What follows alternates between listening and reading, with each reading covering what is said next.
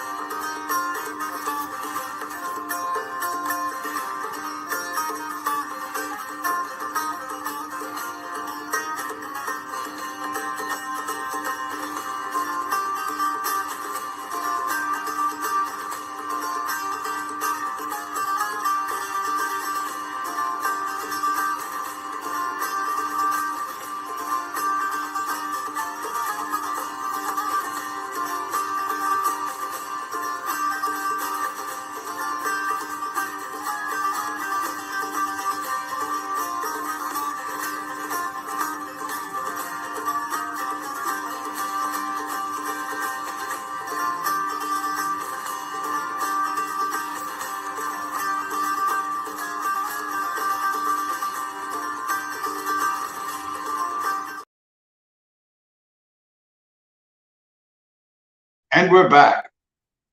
Welcome, everybody. Welcome back to the Monday Night Chill Stream. Welcome especially to the like button smashers, because those who smash up the like button prove that, they're not actually worthless parasites. I was thinking about this, because I've mentioned it a dozen times in the last dozen streams.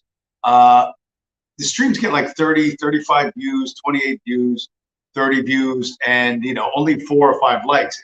And it occurred to me that it's possible that some of the people viewing the chill stream are not actually people. They could be just bots. I don't know if bots actually watch the show, or they just, if they log in for 30 seconds, is that counted as a view? I don't know. It's possible. So I may be raging against the machine literally, or against machines literally. It may be that this show really only has like 10 subscribers. You know what I mean? That's a possibility that has crossed my mind recently. And if that's so, then I've been well, not very flattering to me. But if I proceed on that under that premise, that might make things go along a bit more smoothly. If I'm not raging at imaginary viewers who refuse to smash the like button. Anyway, with that, here we are. It's Monday. What is it? August 6th or 7th or something like that. So much stuff to cover. So many things. Stuff I said last week. I can't remember everything I said last week. So some stuff I'm going to go by real quick. Other stuff we'll go deeper with, but there's literally like so much. I cannot believe how much stuff I have. It's like there's so many ways I want this. There's so many ways I want this to go. But a couple of weeks ago or last week, I was talking about Enron, 9/11, and you. So the Enron Corporation amongst some financial crimes, and this is going to tie in with SPF and some more modern stuff. But the Enron Corporation came up with the idea of carbon dioxide and carbon emissions as poison, and the government's run with this. That's why when I showed this last week, I showed the video of the this video.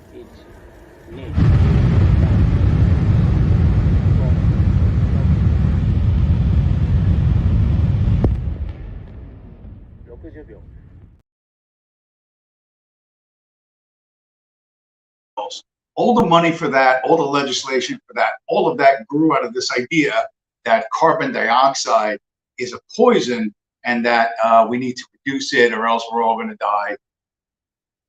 Which is, again, this was a scheme dreamt up by Enron so that they could make money off of not working.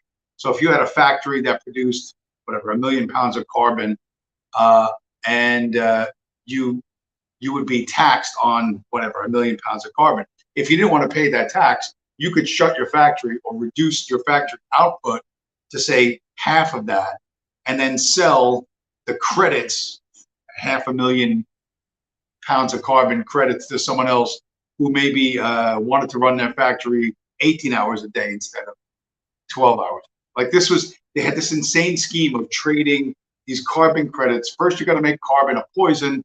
Then you have to regulate it by government, and then you trade the credits back and forth. And this is how we got to these stupid windmills and the solar panels and all this environmentally sound governance shit. It's kind of it's transformed itself, right? As a meme, or as an idea, it's transformed itself. But everyone believes that this is a real thing and that there's real science behind it. And of course, there is none. It's total bullshit. But when, what's his name, Senator Brad Sherman mentions Enron and Bitcoin, that Enron was the real financial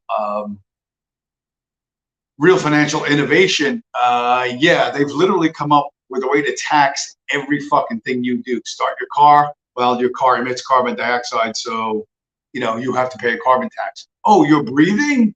You know what I mean? You have to pay carbon tax. They're literally going to figure out, they have a scheme to literally figure out how to tax you for breathing. Do you like to go jogging? Do you like to lift weights? Well, you're breathing more than average. So we're going to have to tax you more than we tax other people who just sit in front of the couch and eat processed foods.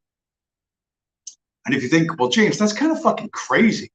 Please try to remember, these are the people that got the entire planet to wear paper masks to protect them against what was basically the seasonal flu.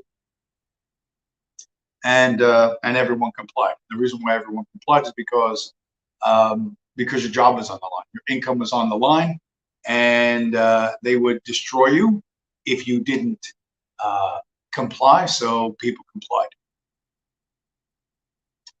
But things are changing. Things are going to change. I've said that before, and things will change for the better in the long run.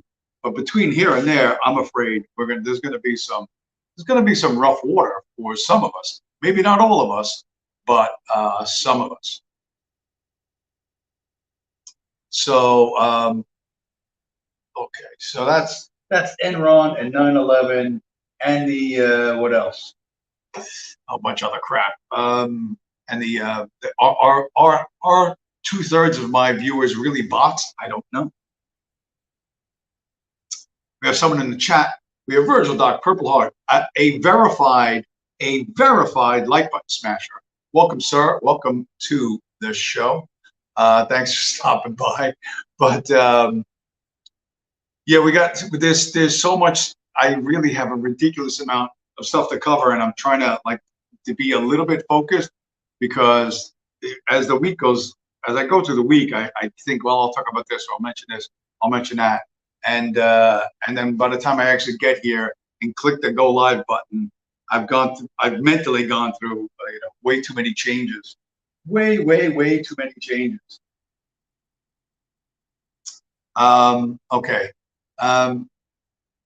One thing that I haven't changed my opinion on is that you live in a world where everything is being redefined for you. Everything, you're being gaslit on every front, and it's going to be extremely hard to figure out what's what. And even if you can hold on to a good grasp of factual reality, you're going to be dealing with people who don't have a good grasp of reality, and they're the difference between what they think and you think is going to be wild, right? It's going to be very tough to navigate. I saw this. This is like your standard kind of big tech outrage stuff, but the people we are fighting against, right, basically keep this entire planet as an open air gulag. You know what I mean? We may move around a little bit. We can go from country to country, and we're allowed to have a few things for a little while. But anytime they want, they can take whatever they want from us. They can change anything they want whenever they want. And the only reason why they can do this is because they control the money. And they will literally redefine everything, and I mean absolutely everything. Here's 27 seconds that if it wasn't on video, you wouldn't believe it. Guys, you won't believe what my 10-year-old son just pointed out to me. Listen. Hey Google, what does boy mean? According to Wikipedia, boy is slang within gay male and butch and femme communities for several sexual or gender identities. In some lesbian communities, there is an increasing acceptance of variant gender expression, as well as allowing people to identify as a boy. Oh my God. So that's Google. Google's going to define things as a pornographer wants to define. Google's going to define words, everyday words that have had a clearly understood meaning for 1,000 years or 5,000 years. They're going to redefine it to be something else. And you say, well, that's super obvious. No one's going to buy into that. I promise you people will buy into that. And they'll just go along with it because, you know, you don't argue with Google. How can you argue with that? But that's what you're up against.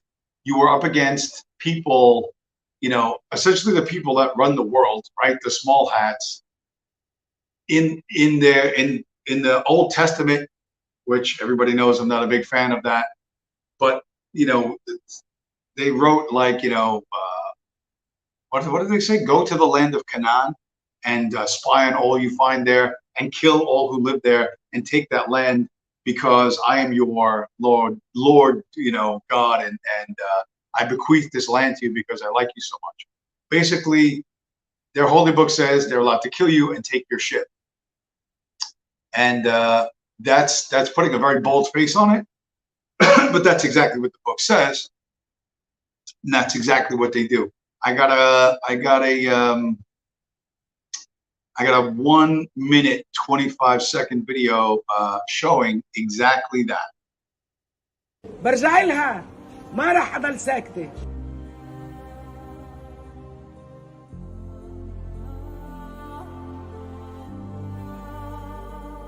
بدنا أواعينا، بدنا دوانا، بدنا الثلاجة تبعتنا وتلفزيوننا وأغراضنا، عفنا يا حرامية. My name is Rafat Sublaban. My mom is Noura Ghaik. She's been living in this house for 75 years.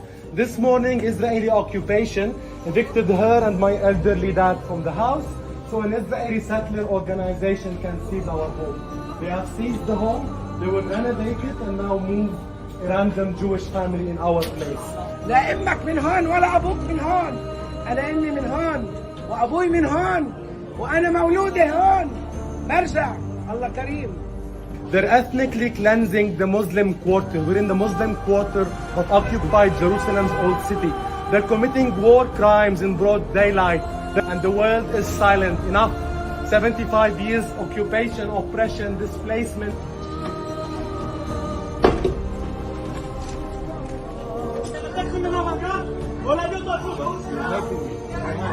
كلكم سراقين، سرقتوا أرضنا وبيوتنا. الله كريم. رح ارجع لبيتي ولداري.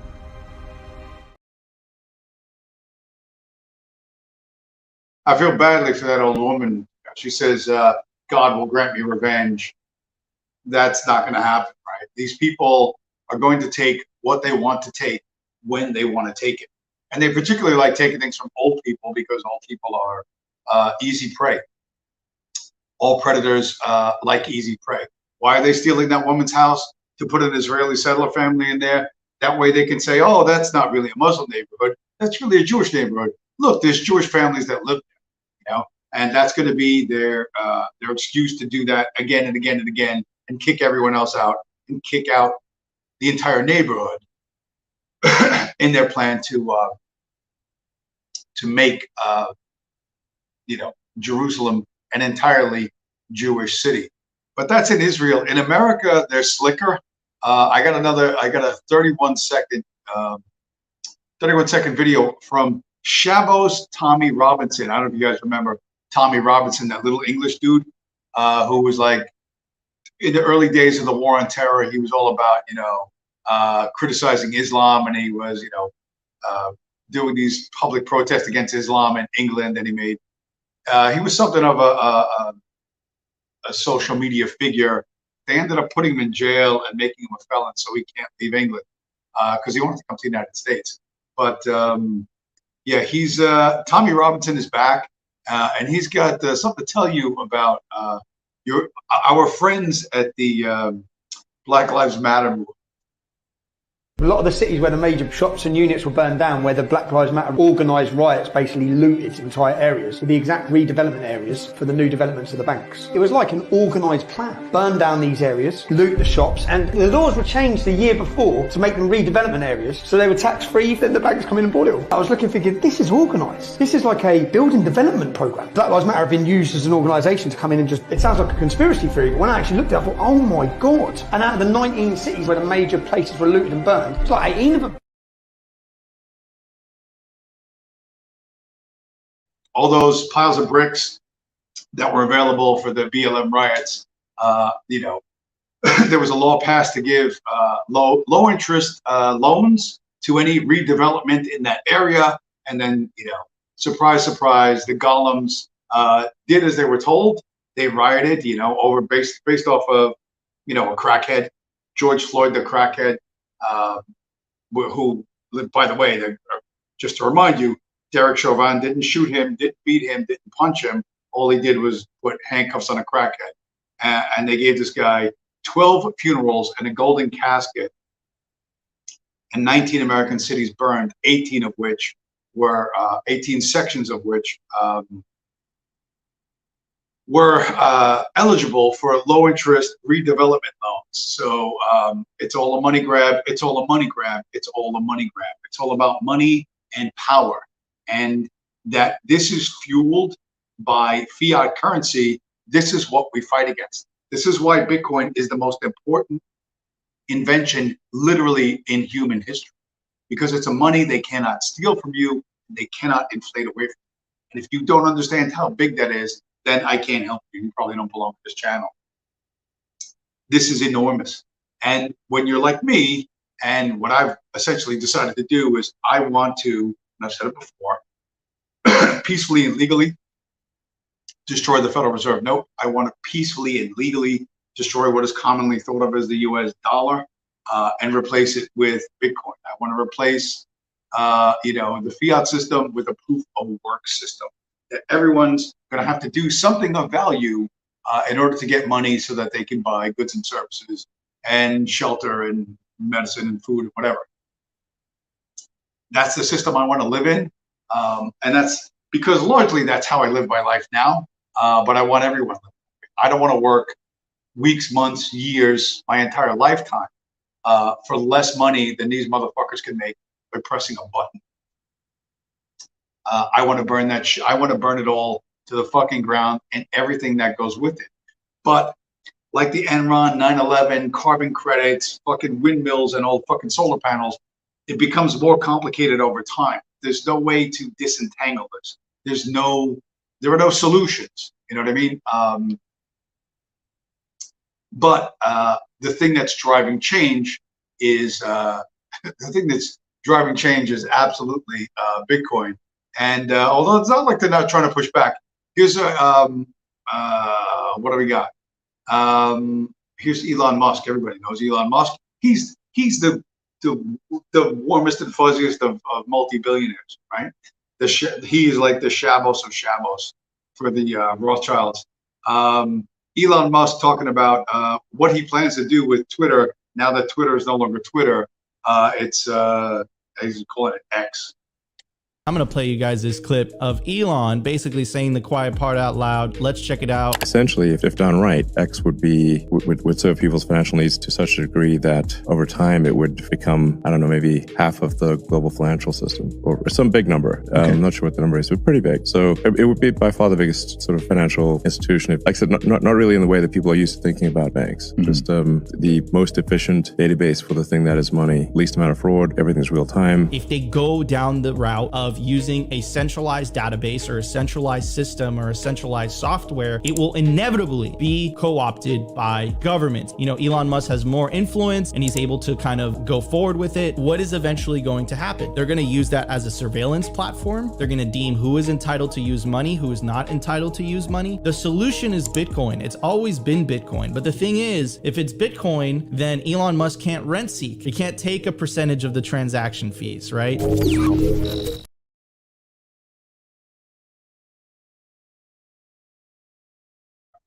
They've got half of it right. Elon, you know, when he says Elon Musk can't rent seek, Elon Musk is doing what he's told to do. He's saying what he's told to say, right? That he's going to turn Twitter into a global financial platform. So this is the way Facebook tried to do their own cryptocurrency. This is the way other people. This is, you know, growing out of all this central bank digital currency bullshit. You know, the people who run Twitter. And the people who drive what happens on Twitter live in the city of London. You know what I mean? They live in their own private city within London, and they want a real-time surveillance state for everything you do, everything you say, everything you said a year ago, 10 years ago, and they want the ability to shut you off at any time. Now, are they going to get it? No. Is it going to succeed? No, it's not going to succeed. But it's a distraction, and distractions like this you just need to ignore. Focus on stacking Bitcoin, because that is the measure of how much damage you're doing to the fiat system. The more you trade your green slavery coupons, your Jewish permission slips, your fiat currency, the more you trade that for Bitcoin, that's how you measure your effectiveness in life. That's what I do every week.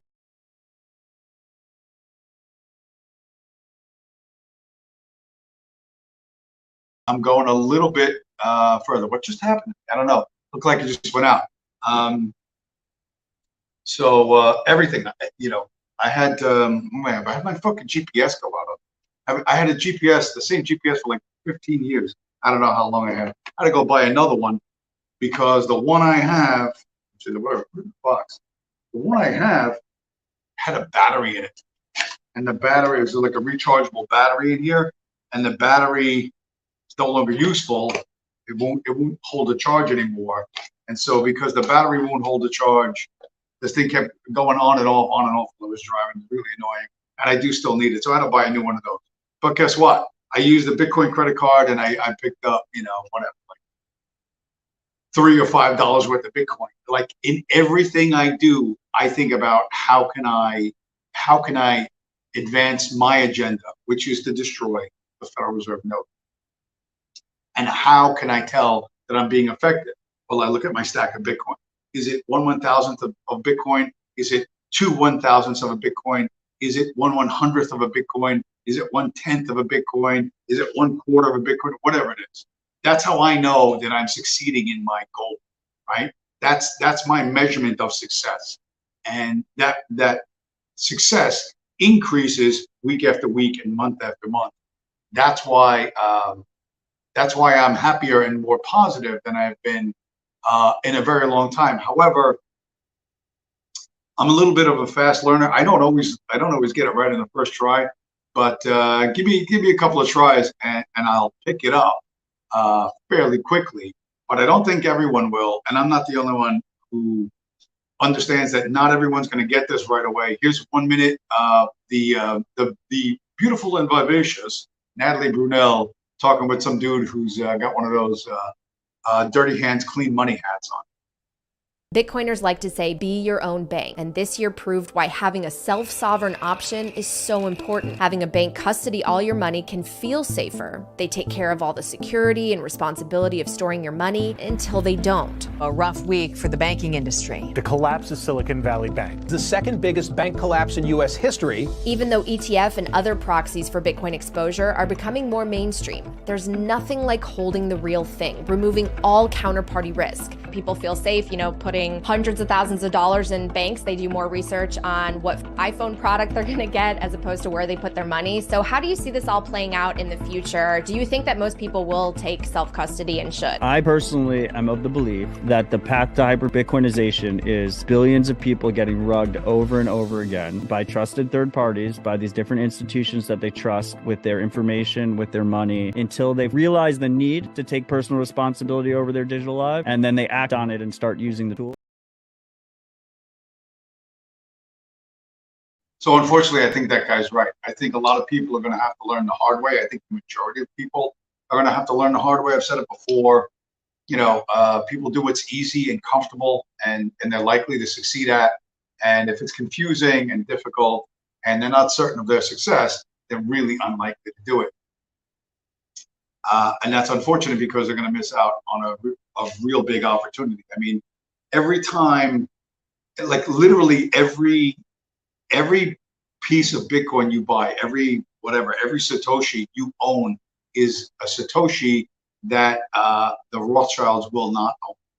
And if that's not enough motivation for you, then I don't know what is. Because they're still fucking around. They're still, you can't let the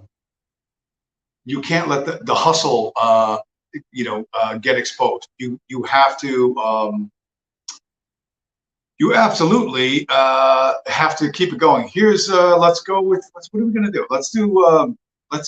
I hadn't seen this. A guy I almost never show on this broadcast, Michael Saylor. Bullshit. Michael Saylor talking about Sam Bankman-Fried. It's about a minute. I'll see you guys on the other side. He counterfeited $10 billion in 1 year. If you could counterfeit, if you created look, you have a 300 million FTT tokens, move the price $30. Do the math, right? $30 on a token when you give yourself 300 million of them is 10 billion. And that's just one token. So if you fall off the turnip truck and you find that you can generate $10 billion in a year, what do? You go buy everybody. You buy every influencer, you buy every politician, you buy every celebrity, you buy the stadium, you buy all of Albany, you buy the government, you buy everything that's for sale, right? It's hard to find a crypto influencer that didn't take FTX money, but he hired everybody. Go as fast as you can. Well, how much can you spend? $1 billion in a year? $2 billion a year? They thought they had found the fountain of money, right?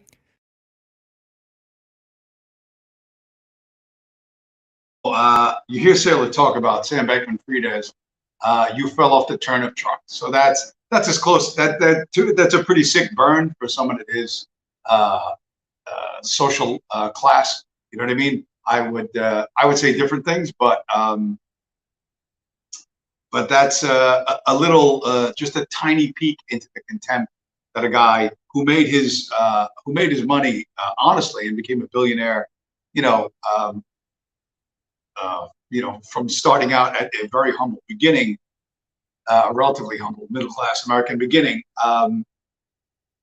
looking at Sam Bankman-Fried counterfeits $10 billion in a year and thinks he can do it forever and ever. And, he goes off the fucking script and he decides to fuck everything up.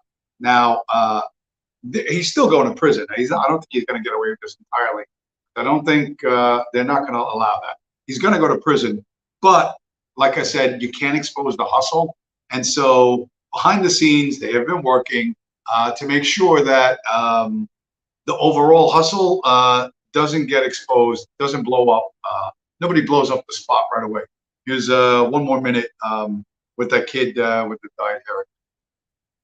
prosecutors dropped campaign finance charge against SBF. Mr. Bankman-Fried was charged with fraud and campaign finance violations in December after the sudden collapse of his company, the crypto exchange FTX. He was quickly extradited to the United States from the Bahamas, where FTX was based. In total, Mr. Bankman-Fried is now set to face 7 charges at his trial in October, including accusations that he defrauded customers and lenders of FTX. Prosecutors have argued that he orchestrated a sweeping fraud, siphoning billions of dollars that customers had deposited with FTX to finance campaign contributions, charitable donations, and real estate purchases. If he is convicted on securities fraud and wire fraud, SBF is going to face several dozen years in prison. Now, the reason that I'm kind of, skeptical about that is he's already had a bunch of charges dropped. Not only did he donate it to the Democratic Party, which is currently, in power, in charge of the executive branch of government here in the US, but he also donated to the Republican Party as well. It's just interesting. I mean, wouldn't you say that's a form of bribery, I guess?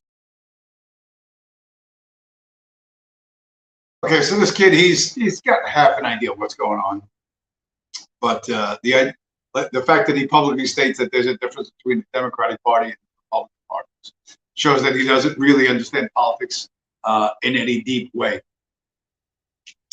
But you got to drop the campaign finance charges because that delegitimizes the American political system and America, the US dollar, remember, it's the world's reserve currency. If the current government, the current White House, the current Congress does not have legitimate authority to rule over the United States and the elections are all frauds, you can't have that. That shit, we can't have that. And little Sam Bankman-Fried has seriously fucked up a lot of shit. So behind the scenes, they got the campaign finance stuff dropped. He's still going to go to prison. He's going to go to Otisville Correctional, which is the federal prison for Jews, on the whatever finance, as for being a scammer like Bernie Madoff or something like that. But he is definitely behind the scenes. There's a lot of stuff that they're doing that is really pretty obvious. Let's see what else we got. However, I got some stuff. The world is going to get so crazy that I really don't know how to describe it all. Where's the one? Oh man, did I not? I thought I put it up there. Oh yeah, here's something. This one caught my eye, but then it made me think of something else. This one, this is a 41-second video that some people shot. I don't know where. I think it's California. I'm not sure where it is. But I see a lot of bizarre things on public roads, and kind of causes me a little bit of anxiety. Kind of causes me some concern. This I would find concerning. It's not something you're going to see every day. But I think it's stuff like this crazy is going to become way more common in way more places. Oh yeah, fuck the car, bro. Oh shit. Holy shit! He is shooting.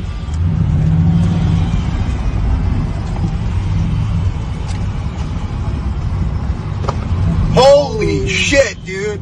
Oh my god! Oh my god! Oh my god! Oh my god! Fuck that. It's a lady. Oh, whoa! Bro. What the fuck? What the fuck? At least I think she ran out. She ran out. She ran out? Yeah, the gun's Holy shit, dude. Holy shit. So, what do you got? You got some sort of brown-skinned female driving around naked, leaves her car sideways in the middle of the highway. She has a handgun. She gets out of the car, starts walking along the road, just shooting at random cars as they pass by. And you go, that's pretty fucking crazy. Yeah, well, you know what? I think things that crazy are just going to become more and more and more common, no matter where you are. And this is the world you're going to have to live in, and you're going to have to navigate your way through. And if you think that's an isolated incident, I got a quick 1 minute video from prison to there's this guy who's a big cocaine dealer in Oregon.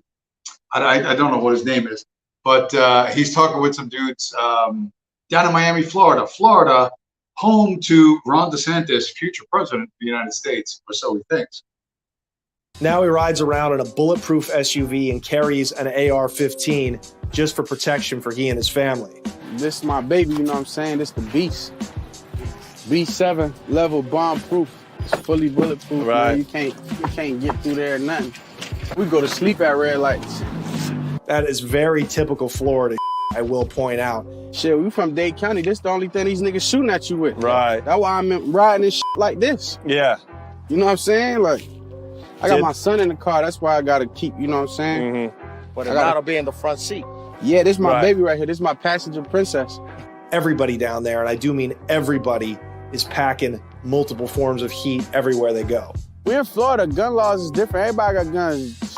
Your youngest nigga could go to the gun store, wait 5 days, and get his shit. And we smart criminals, nigga. We don't always go to jail, so background clean as you go get a pistol. We're smart criminals. Our records are clean. No, you're really not that. Listen, homie, you ain't that smart. But he's successful enough to get a bulletproof SUV, and he's going to drive around with a loaded AR, stuck between the passenger seat and the console. And you say, well, I'm not going to where the Haitians live. Well, one, sooner or later, that guy's going to come to where you live, but you may pass each other on the roadway, and while he says he's so relaxed, he can go to sleep at red lights. That kind of tells you something. This is where when somebody stops moving, that's when they get attacked, right?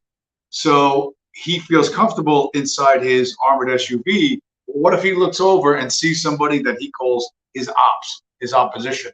What if he sees his ops next to him and decides, you know what, I'm going to take them out? They're not in an armored Cadillac Escalade. They're in a fucking the 2004 Nissan Maxima, and he pulls out that AR and he starts banging away with a 30-round magazine. Okay, so he's not even aiming at you, but trust me, if you're anywhere near the left side of that vehicle, he's just going to blast you. And so this kind of like random violence out of fucking nowhere, I think is going to become so much more common that you're just going to accept it. It's like I don't know, like robins in the springtime. Another quick 37-second video. This was the George Floyd thing and BLM, those riots have really kind of super legitimized this behavior. But and just again, you saw this during the BLM stuff of 2020, 2022. But this was like last week in the city of my birth, New York.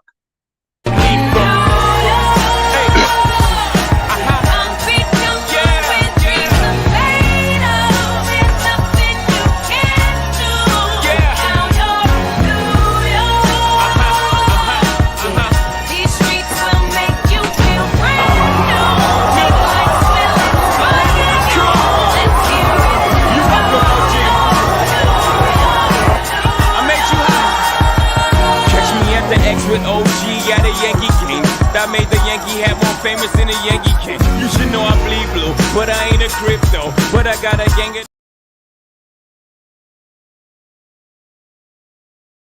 So you might be sitting there saying, "Well, I don't live in New York City." Trust me, they'll do this where you live.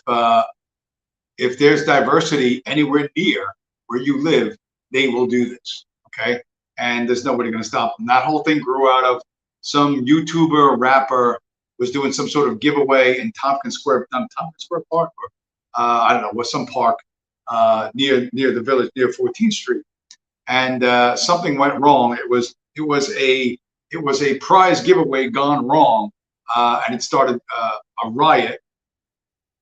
70 people were arrested. I don't know if you noticed the cops that were using pieces of plywood to sort of to shield themselves from the bottles and the bottles and whatever else were being thrown. those cops had white shirts on. They weren't standard blue uniform, dark blue uniform NYPD. Those were all supervisors. Those were all supervisors on the front line, in the war zone. And it's very, very rare that you see that. But that's probably the reason, because the supervisors were getting hit with rocks and bottles. That's probably the reason why there were 70 arrests. And again, this was a prize giveaway gone wrong. So, and where you live, stuff like this is likely to happen. It's just likely to fucking happen sooner or later, for a reason or for no reason, because they can get away with it. They can just absolutely get away with it. None of those kids is ever going to get a fucking job. None of those kids is ever going to pay taxes. None of those kids is going to, I mean, they might all graduate college. They might all get fucking doctorates or some sort of fucking PhD. But yeah, trust me, the future is got a lot of pitfalls, and you need to have a clear direction of how you're going to navigate this. And I think a lot of you don't. You know what I mean? One more quick 18-second clip on this place. I actually forgot about it, but I read about it years ago on the Stuff Black People Don't Like blog. But it's an actual real place in South Africa. There's this town in South Africa which bans black people. It's really complicated because their crime rate is 0, and it's extremely night and day from when you get there and when you leave there. Guys, they will try to rob you. They even circulate their own money called auras, keeping in mind that Afrikaners are a minority in Africa. Do you think they are right? Orania, right? It's a small town founded years ago. That's an all-white town. And now they have their own money. They have this micro little, whatever, what would you call it? And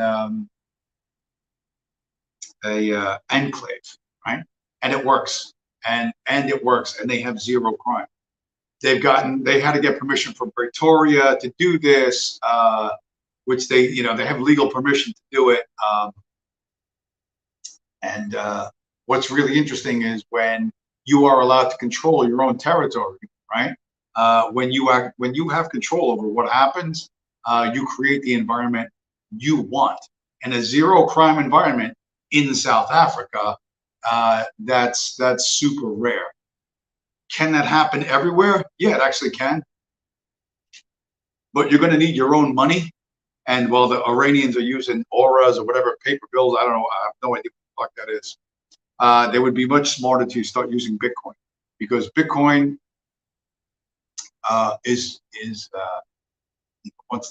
Bitcoin is going to be the global reserve currency of the future, like it or not. And the quicker you get on board with that program, the happier you're going to be, because you'll have a clear idea of what it is you need to do and to protect yourself and those you care about. So yeah. That real sovereignty, running your own show, you and like-minded individuals all living together your way, and no outsiders get to fuck with you. That's possible. It's already happening in a tiny place in South Africa, but that model is possible everywhere. These Bitcoin people, you see the clips of these kids or whatever, Michael Saylor, for them, they don't see the dark side of it. Like they're not going to be in a highway where some crazy lady's shooting. They don't think, oh, I'm going to pull up next to an SUV full of Haitian. The gangs down there are called the Zos. That's what the Haitian gangs are called, Zos. I'm not going to get caught in a fucking gunfight between the Haitian Zos or 2 different groups of Haitian Zos. Like Michael Saylor doesn't think that's ever going to happen to him. And listen, it's probably not going to happen to him. But, it might happen to you. And whether you're in Miami, Florida, or you're in some other place, whether in Miami or New York or some other place, there's a possibility that shit could go south real fast. And you don't want to be a victim. You just don't want to be a victim, because no one's going to have any sympathy, like at all, like absolutely at all. And the state, I got a quick another one out of Israel, another quick video out of Israel. The state does what it wants to do, right? The state essentially uses lethal force against who it wants to use lethal force against, when it wants to use lethal force against them. And yeah, there's really nothing you can do about it.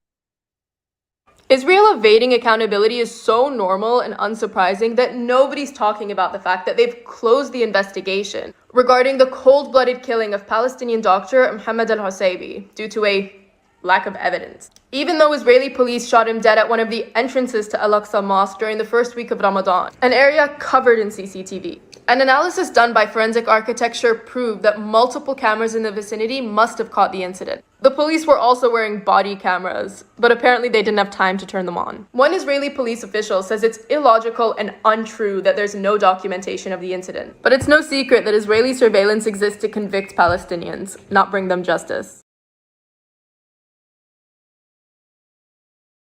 Remember, those are the people that run the American legal system as well, right?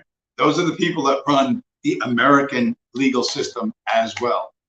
They will do whatever they want to do to whoever they want to victimize on video, and then the video will just vanish, or they'll put out some statement, And listen, kudos to that Israeli cop to say the one Israeli police officer said this is bullshit.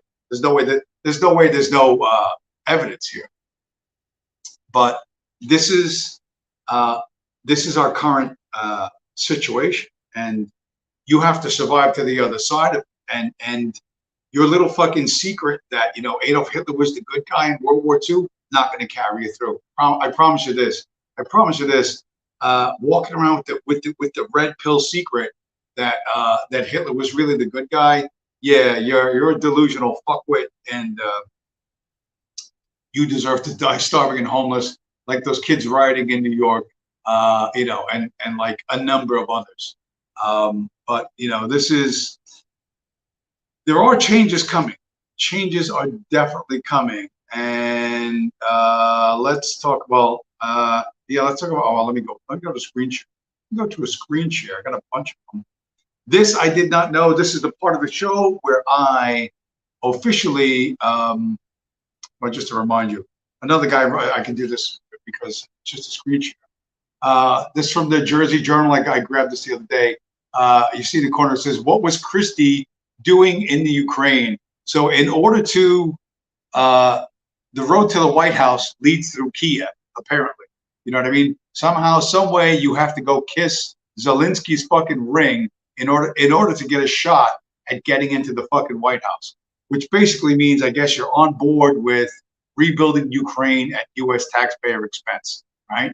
And supporting whatever needs to be done by Zelensky and his little pals, right? And Chris Christie is there, obviously reassuring him that he will use all the powers of the executive branch to do whatever the fuck that little fucking small hat wants. Okay, so I just noticed that little article, little thing in a local paper. That's a Jersey only paper. Tweety Bird, he had a craving for pierogies. Yeah, what's the other one? It's not pierogies. There's something else they make that's like a ravioli thing. What are they called? I can't remember what they're called. There's something else. But whether or not Tubby gets into the White House, he's gonna have to fight this guy. I've said it before, and I want to remind you again. Mark Zuckerberg is running for president. Mark Zuckerberg is running for president. They're setting him up as presidential material. He had that little slap fight with the Indian dude, is winning a BJJ tournament. Then he was rolling around with Lex Friedman, doing, actually, it looked like slightly better BJJ. And this, where is it? Here it is. This is the recent one. So it says Mark Zuckerberg is in trouble because he built an octagon in his backyard. Remember, this is the Jewish kid that they made a billionaire before he finished his sophomore year at Harvard, right? Picked as a billionaire to run Facebook. And he's standing there, the black dude on his left, or on the left side of the screen is Israel Adesanya, I used to kind of like that guy, but he's becoming a real asshole. I think he's the current lightweight champ of the UFC. And then the white guy on his right is like a Dagestani guy. I think his name is Makachev or something like that. But and who, for all we know, that Zuckerberg might be on roids. Jeff Bezos is on roids. But he didn't set up an octagon in his backyard because he's just dying to fucking do MMA like Israel Adesanya and fucking whatever that Makachev guy. This is and don't get me wrong, I'm sure he had them over and they played around a little bit and they both got a nice fucking payday out. But this is part of building how Zuckerberg is your kind of guy, how he's popular, he's tough, he's strong, and he can lead this country. And you think, well, that's not really true. That's fucking insane. Well, MMA shit is so fucking huge. You have no idea how big it is. You have no idea. MMA comes from the UFC is very similar. Mixed martial arts stuff is very similar to a combat sport in ancient Greece called pankration. And you figure, what the fuck does that have to do with anything? Nobody cares. Well, you don't play video games, my friend, because people who play video games know what I'm talking about. As of late, I've been asked a lot about the new fictional pancratiast, Marissa. Italian but claims Greek ancestry. Why not just make her Greek, Capcom? Are we too feta cheese for you? Teruyas are cool, Corinthian helmet's not bad, but why you have to give her gloves? Not used in Pancration, and you're missing the opportunity to show the art's rich and unique open hand strikes. Her stance is off. Feet and waist should be facing forward at a 30-degree angle to her opponent at least. Love the aerial punch and guard strike, and the lion is a decent tribute to the origins of the art. As for the homage to the Roman copy of the Hellenistic statue, their interpretation is not ideal. It's not depicting a chambered strike, but rather a joint lock. The gastrizin is great. It's a front kick meant to penetrate the torso as opposed to apolactisma. Not a fan of the Colosseum stage with the hoplites. Later Roman gladiator culture perverted combat sports into no-holds-barred death matches. The negative stigma it gave to Pancration persists even to this day. But Marissa, she's pretty cool. So this guy's trying to introduce real history into video game stuff, but this is big. The number of people that play those video games is like ridiculously high, and I assure you, the people at Facebook know that, and the people who want to make Mark Zuckerberg president know that. Okay, and that's why they're building this Mark Zuckerberg, the MMA, UFC, punchy, kicky, bendy, twisty guy. That's 100% what they're doing. Is it going to work? I don't know. Because now we get to the part of the show. Which incredibly for me, I have to say that I was wrong. It's hard for me to do. It's actually not that hard for me to do. I was wrong about RFK Jr. That is absolutely fucking stunning. I saw this just today, and it's only about a week old, but this is pretty big. Robert F. Kennedy Jr. bought 14 Bitcoin this year for his children. Around the time of the Bitcoin 2023 conference, one Bitcoin was valued at roughly $27,000 and is currently trading at $29,500. This story from July 27th of 2023. I have in the past shit all over RFK saying, he talks the talk, but he doesn't walk the walk. But if he bought 14 Bitcoin for his children, okay, this guy's really thinking about the future and really wants his family to maintain its elite status. And so I'm very surprised that he did that. I didn't think he would do that, but I was wrong. He did the right thing by his family, and I suggest you do the right thing by your family. Or if you don't have a family, future you. You know what I mean? Whoever future you is should have this kind of future, this kind of bright orange future of a happy world you get to go to, and not starving and homeless in a cardboard box, surrounded by Haitians in armored SUVs, in crazy Mexican broads, shooting up the highway. You know what I mean? You don't want that. You really don't. You don't want that future. You want a brighter future. But competition, and the competition that Bitcoin's going to have for the U.S. dollar is good. Competition improves the breed, as they say. Here's a guy. I got a 55-second clip by a guy named Max Kaiser. You might have seen him before. Max Kaiser was actually a dude who was buying Bitcoin when it was $1 fucking dollar. No shit. He's a Wall Street guy, so he had a gazillion dollars to begin with. And he once gave a laptop with 10,000 Bitcoins on it to Alex Jones of InfoWars fame. So those 10,000 Bitcoins would today be worth about $290 million or $250 million. He just gave that to Alex Jones some years back.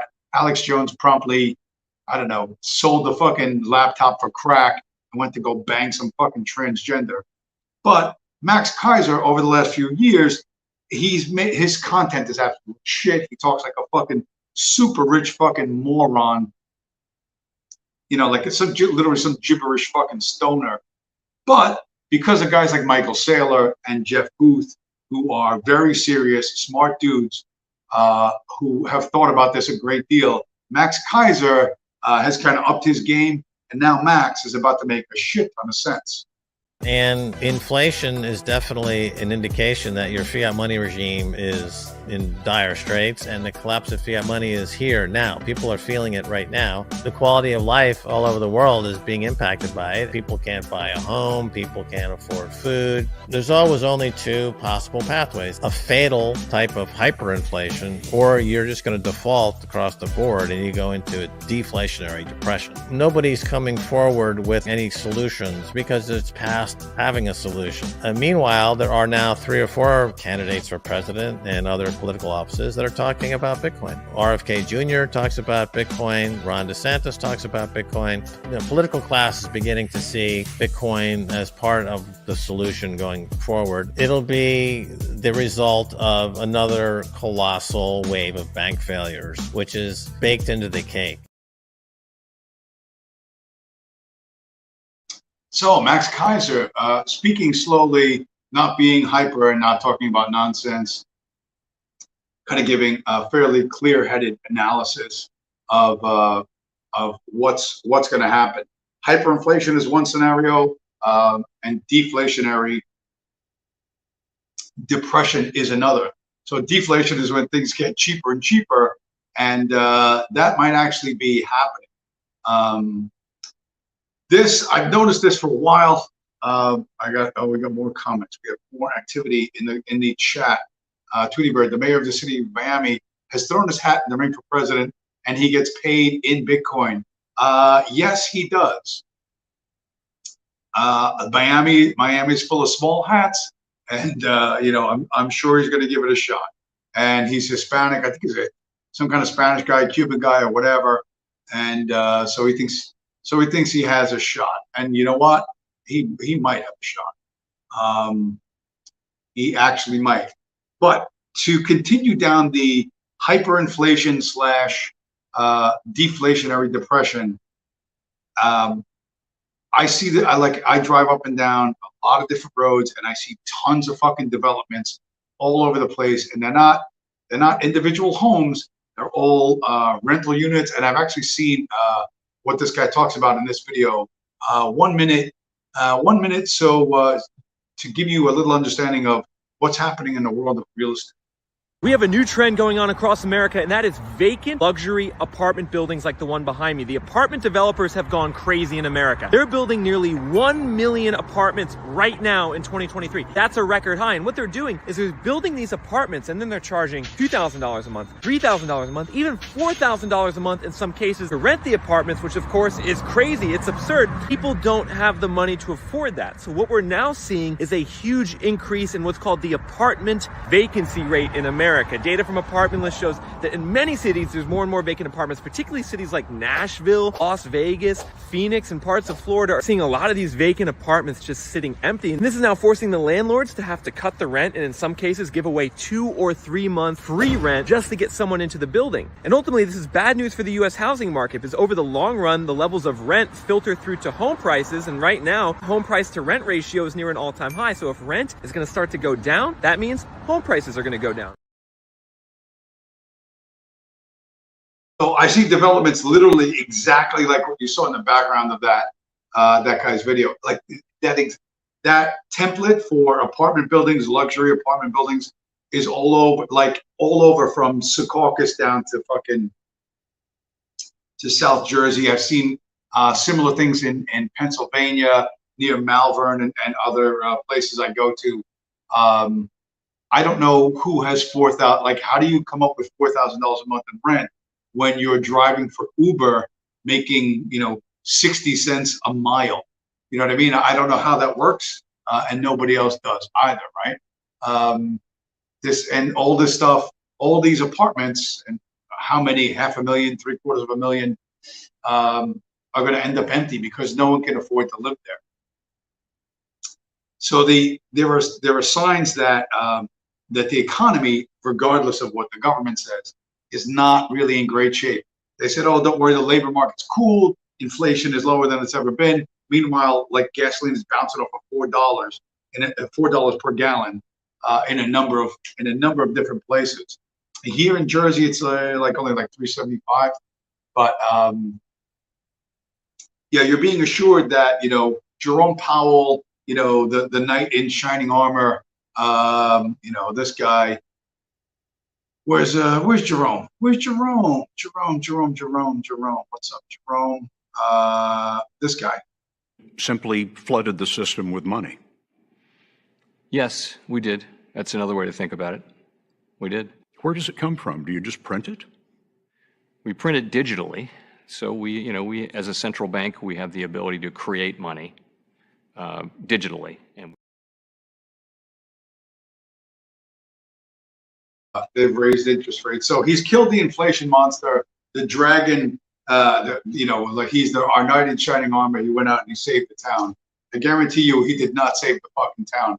But this is fucking bad because it's they're absolutely flying blind, and they're doing this to keep what's his name, the Biden administration in office.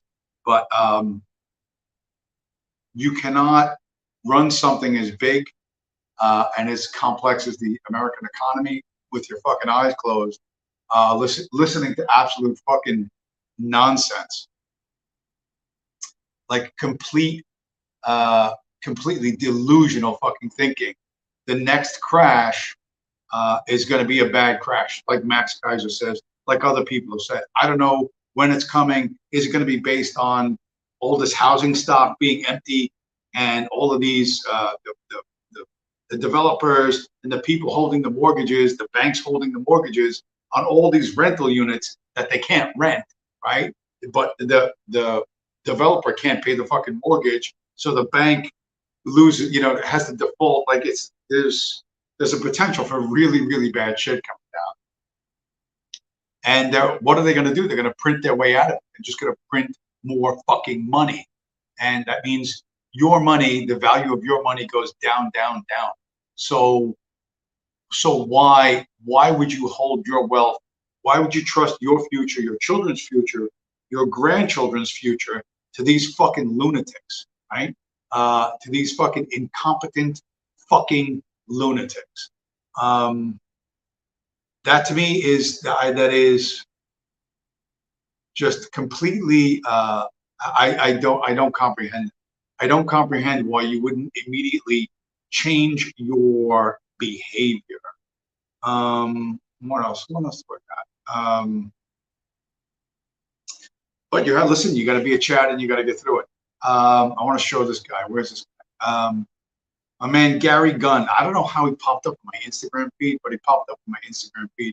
He's one of those like a dating coach dudes, and some of the stuff he said caught my ear because some of the stuff he talks about I used to do back in the day, and I guess I technically still do.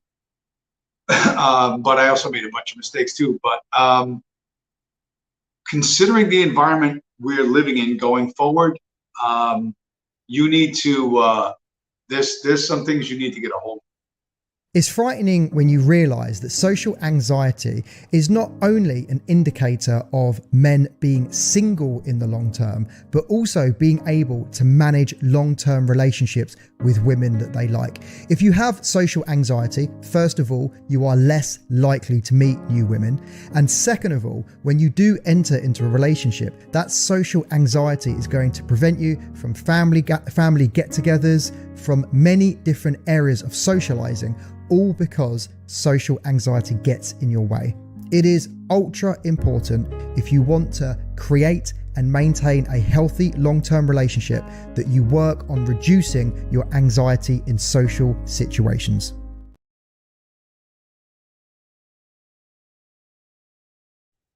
You have to be relaxed in social situations. But if you have anxiety because you're carrying around the secret that Hitler was the good guy in World War II, and you can't really tell that to anyone, it's because you're a delusional fuckwit.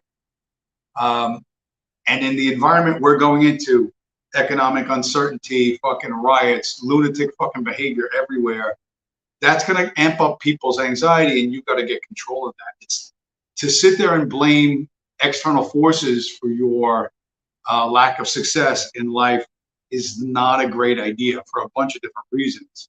But a lot of people who call themselves right wing, you're not right wing. There's no such thing as a fucking right wing. That's that right wing thinking. Right wing people are like, it's like anti-Semitism and racism. It doesn't really exist. I don't care how many millions of people believe in it. It doesn't actually exist. But if you want a traditional life and a long-term relationship with some woman and have a family, right, and a bright future, how are you going to get there? Are you going to get there by telling people, that their grandfather was the bad guy in World War II? I don't think that's. I'm pretty sure that's just going to get you beaten and thrown into fucking traffic. So your lack of social skills, your inability to talk to women, anywhere, at any time, and your inability to maintain a healthy relationship is something you have to fucking fix. So I'm going to show that guy Gary Gunn again because he's got some good content, and he puts like he says 75 to 80% of what he does in social media. That's most of what he does. He only holds back like 25%, which of course he charges for.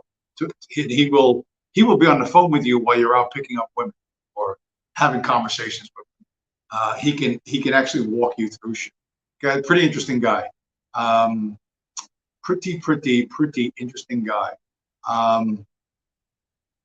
I thought he had some interesting stuff to say.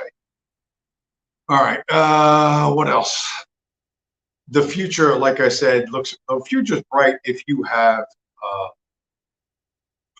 Bitcoin. If not, then you're fucked. But here's a quote. I'm surprised I didn't know about this quote.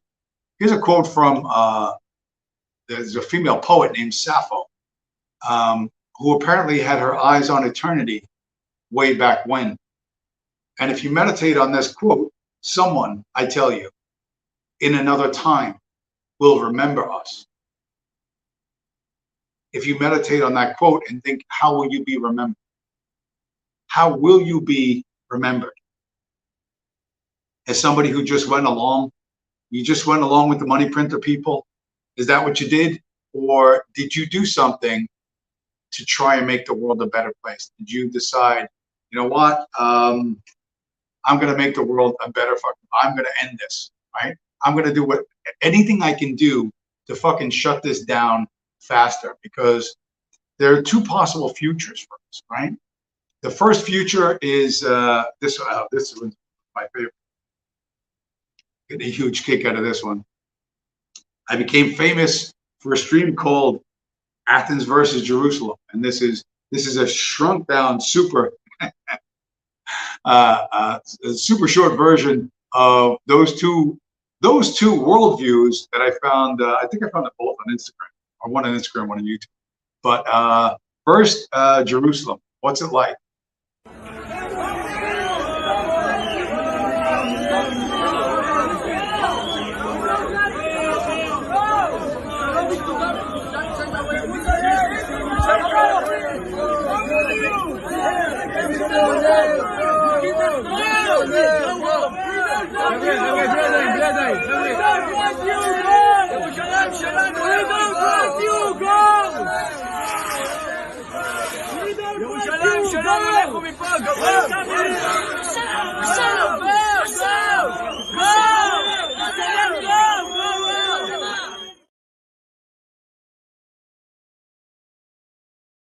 Now, first off, I can't imagine why you want to be around people who look like that in the first place, but that's the type of hospitality you could expect if you say, let's go vacation in the old world.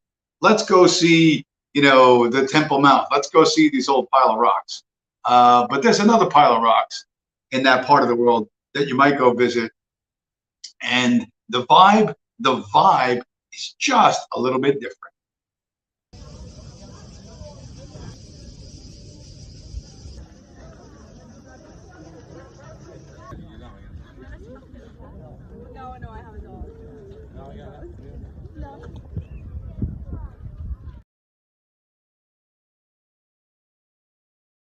Choose wisely, Anon. Choose wisely. What future do you want?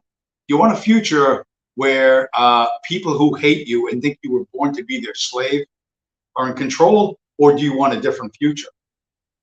And how are you going to make that happen? That is the existential question. That is the existential question, right? And with that, I think I've actually run out of videos. Have I run out of videos? Pretty much run out of videos. Yes, I have. I've run out of videos, and it's nothing but stupid stuff. Not much, dumb stuff. The difference between me as the last man standing from Charlottesville, that isn't a Fed or a fucking shill or anything else, is that I have a very clear mission now in what I'm looking to do, which is to peacefully and legally destroy the Federal Reserve note by trading it for the hardest money that was ever created, and a money that they can't steal from me, a money that they can't take from me. And that will be the basis of a very bright future. And if you think that can't happen, I remind you, there's a town in South Africa called Orania that is entirely without blacks. And they have their own money and their own economy and their own enclave that is self-sustaining, and they don't even have Bitcoin yet. Imagine what the future can hold. But you have to act. You have to have a goal, like I have a publicly stated goal, and it has to be something positive that you can measure your success with. So that's what I have. Hopefully you guys can figure out something like that for yourself. But yeah, that's pretty much all I have for the show. Although this was a dumb thing. This was fucking stupid. It's stupid, but I'll show it anyway. This whole thing, I got one of my nieces was like, "Hey, what's going on with your sister and this half brother dude?" And I'm like, "Listen, I'm just out of it." You know what I mean? And I was like, I don't want anything to do with fucking stupid 23andMe or whatever, all that shit. And I right after that fucking phone call, because Facebook must be listening to my phone calls, I see this stupid meme pop up in my Facebook feed.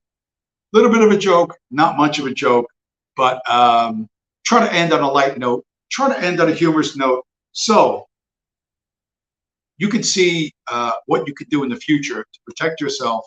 You can join the elites. You can join the Kennedys. You can be in with the Kennedy clan. Why let them have all the fun? All right, Tweety Bird, on your way out. Thank you for stopping by, sir. I'm going to, what are we at? An hour 13? Yeah, an hour and 15 minutes. I really did try and go through this quickly. I don't want to linger over long on things. But to everyone everyone who smashed up the like button, and to everyone who's going to smash up the like button in the coming week, thanks for stopping by. Thank you for stopping by. And if you're a fucking bot giving me phony fucking artificially pumping up the views on my channel, I don't like you. I don't like you, Mr. Robot. Anyway, with that, going to say goodnight, and I'll talk to you guys again next week.